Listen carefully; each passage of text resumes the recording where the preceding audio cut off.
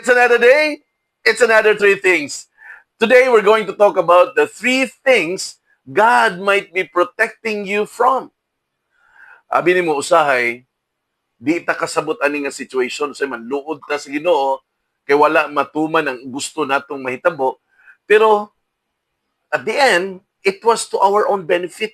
Kay duna di ay protektahan si Lord na basin kita mismo ma-destroy. Tara, kuyugi ko. And let's begin. Number one, premature success that could destroy you. God protects us from this one.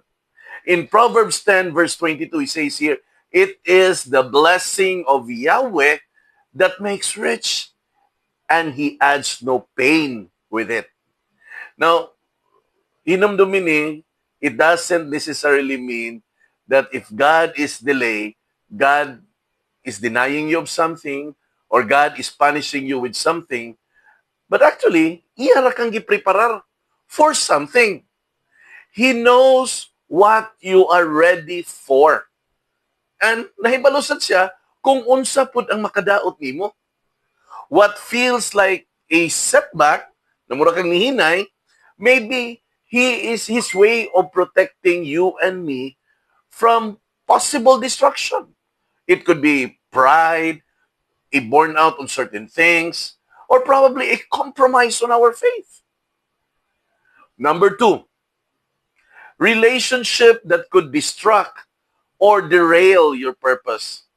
Protektahan tani ni Lord, no?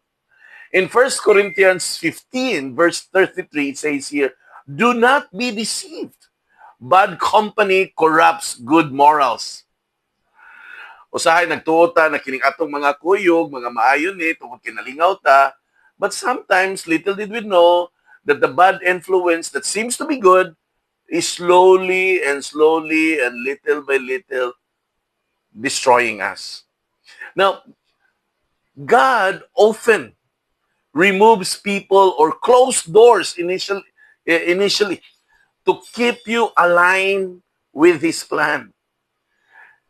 Kung nakasuway kag breakup, or probably friendship na naguba, or opportunity na nawala, yes, it hurts you at a certain point. But probably it may save you from greater spiritual damage.